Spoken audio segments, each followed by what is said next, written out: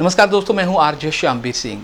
दोस्तों, इस समय इजराइल और फिलिस्तीन में भयंकर युद्ध छिड़ा हुआ है, लेकिन इस युद्ध के पर्दे के पीछे कौन है और ये अचानक इतना बड़ा हमला क्यों हुआ है, आज हम इसी विषय पर बात करते हैं।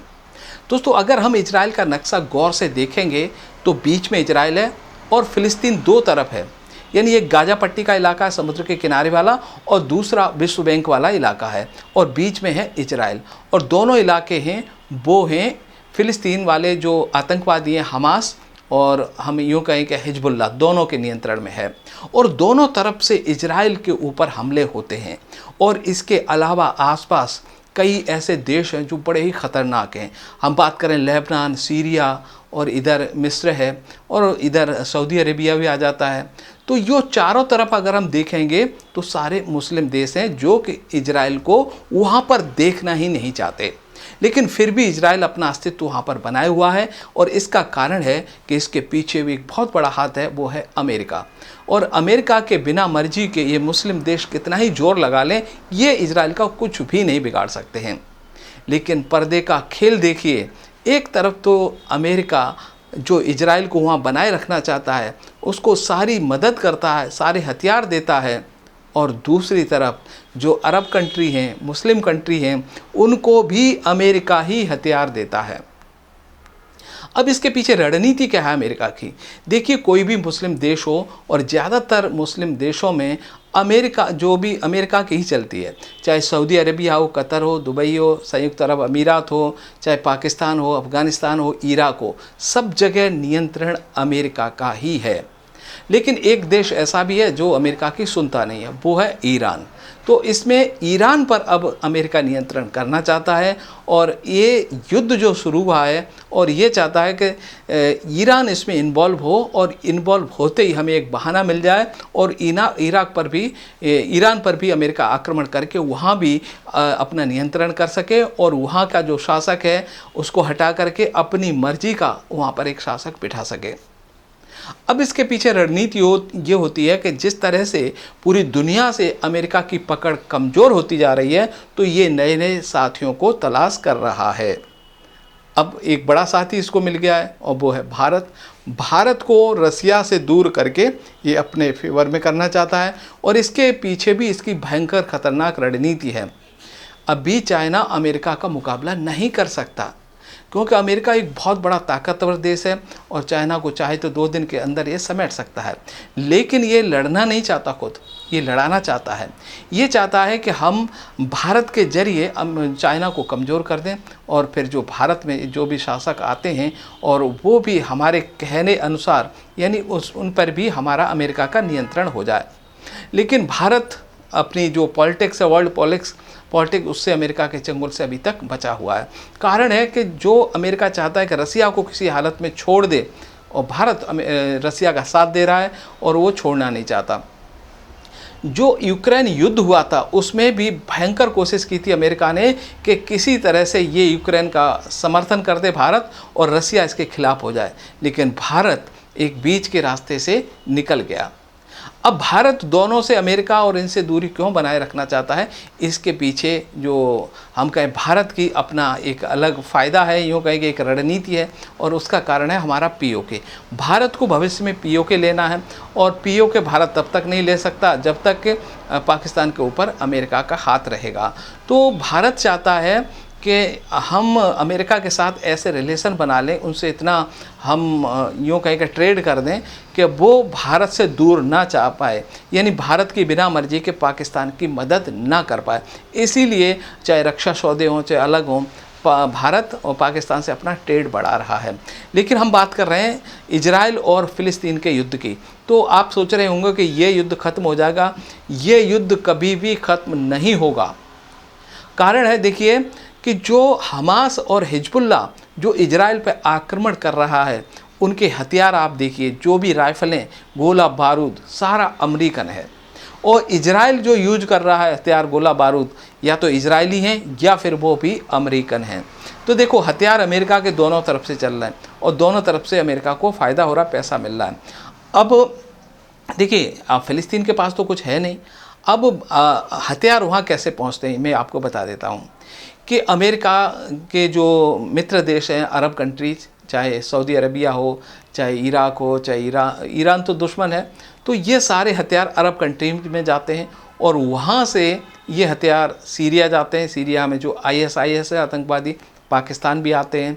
तो यहाँ से सारे हिजबुल्ला और जो कहें कि हमास को ये चले जाते हैं और वहाँ से फिर ये इजराइल पर आक्रमण करते हैं। तो दोनों तरफ से अमेरिका के हथियार इस्तेमाल हो रहे हैं और अगर कोई तीसरा देश आता है तो इसके लिए अमेरिका तैयार बैठा है। जैसे कि इसने अपना एक ख़तरनाक जो बेड़ा भेजा हुआ है वहीं पर बिल्कुल सरहद पे कि अगर ईरान अटैक करे इजराइल पे तो हम ईरान में घुसकर उसको सबक सिखा सकें। तो ये जो लड़ाई है वो अमेरिका की है और पूरी दुनिया पे नियंत्रण करने की है। अमेरिका चाहता है कि जैसे ही किसी क्षेत्र में नियंत्रण कम होता है वहाँ युद्ध छिड़वा देता है और अभी जैसे ही नियंत्रण कम होने लगा था अरब कंट्रीज पर तो अमेरिका ने यहाँ पर युद्ध छिड़वा दिया। अब और हथियारों की ज़रूरत पड़ेगी और निर्भरता अमेरिका पे बढ़ जाएगी।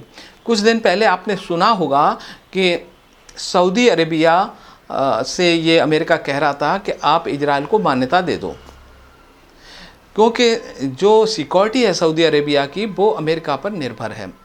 तो जो अमेरिका कहता है इनको करना पड़ता है। जापान की भी यही हालत है और भी कई देश ऐसे हैं जो कि पूरी तरह से अमेरिका पर निर्भर हैं। पाकिस्तान भी निर्भर था, अब पाकिस्तान को कुछ देता नहीं कि वहाँ कुछ बचा नहीं है, सुरक्षा किसकी करनी है। पाकिस्तान में तो कोई जाना नहीं चाहता, वहाँ के नागरिक खुद निकलना चाहते हैं। तो पर्दे के पीछे जो राजनीति हो रही है इसको समझना बड़ा ही कठिन है। और हम ग्लोबल राजनीति की बात करें तो अमेरिका कब किस देश को कहाँ उलझा दे ये कोई नहीं जानता है। जिस तरह से भारत के साथ अभी जो कनाडा कांड हुआ है इसमें ये सारा अहम रोल अमेरिका का था। देखिए जो हम जस्टिन ट्रूडो की बात करें जो कनाडा के PM हैं, उन्होंने ये जो बयान दिया था अपनी संसद में कि जो वहाँ पर ये निज्जर मारा गया है उसमें भारत की एजेंसियों का हाथ है। और ये हमको इनपुट दिया 5 आइज में कौन है? अमेरिका, इंग्लैंड, ब्रिटेन और ये न्यूजीलैंड। अब अमेरिका की 5 आइज में इसी ने कहीं ना कहीं ये कहा होगा कि आप ऐसा बयान दीजिए और फिर हम बाद में हम संभाल लेंगे। बाकी कनाडा की इतनी हिम्मत नहीं थी क्योंकि इतने महीने बाद तो बोला नहीं था। तो ये सब पर्दे के पीछे, इसके पीछे भी अमेरिका था, ये बात भी सामने आ गई है। तो अमेरिका पे जो भी भरोसा करता है वो बर्बाद होता है, चाहे पाकिस्तान हो, चाहे इराक हो और चाहे हम सऊदी अरब की बात करें, चाहे ईरान की या हिजबुल्ला, जो भी इसके चंगुल में फंसा है वो मिट गया है। तो हमको खैर भारत की राजनीति अलग है, भारत से ना तो उलझ सकता है ना भारत की राजनीति तक पहुंच सकता है अमेरिका। तो अमेरिका जैसे कई देशों को भारतीय राजनेता घुमा सकते हैं।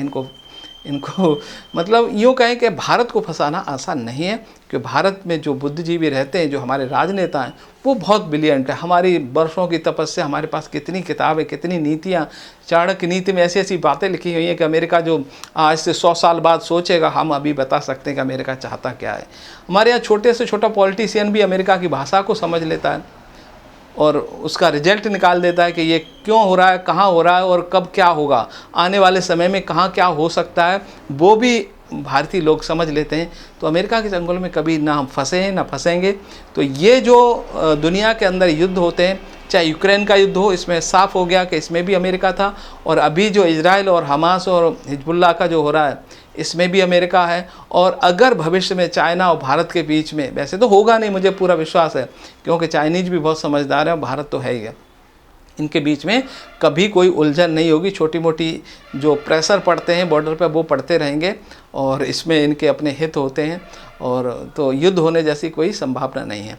क्योंकि अमेरिका खुद तो युद्ध कर नहीं सकता, और अगर युद्ध करना ही होता तो देखो कोल्ड वार के समय जो रसिया और अमेरिका के बीच कितना तनाव था, लेकिन कभी ऐसा कुछ हुआ नहीं, कभी युद्ध नहीं। अमेरिका कभी युद्ध नहीं करेगा, खुद दूसरों को लड़वा कर अपना ये दाना पानी निकालता रहेगा और ये दुनिया को ऐसे ही घुमाता रहेगा, और जो मूर्ख लोग हैं इसके चंगुल में फंस करके आपस में लड़ते रहेंगे।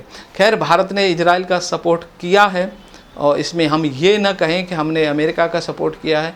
इजराइल का सपोर्ट करने के पीछे हमारी कई मजबूरियां हैं, क्योंकि जो ISIS आतंकवादी पाकिस्तान से मिलकर के भारत में जो कार्रवाइयाँ कर रहे थे, अगर ये कार्रवाई नहीं करते तो भारत इजराइल का कभी सपोर्ट नहीं करता, कि भारत को क्या लेना देना, आप करो, हम अपना देश संभाल लें और यहाँ पर आप आने की हिम्मत नहीं है।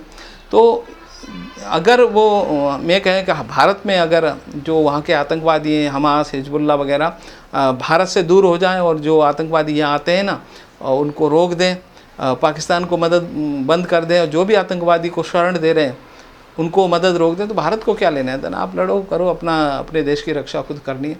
तो भारत की मजबूरियाँ थी, इसीलिए भारत को सपोर्ट करना पड़ा।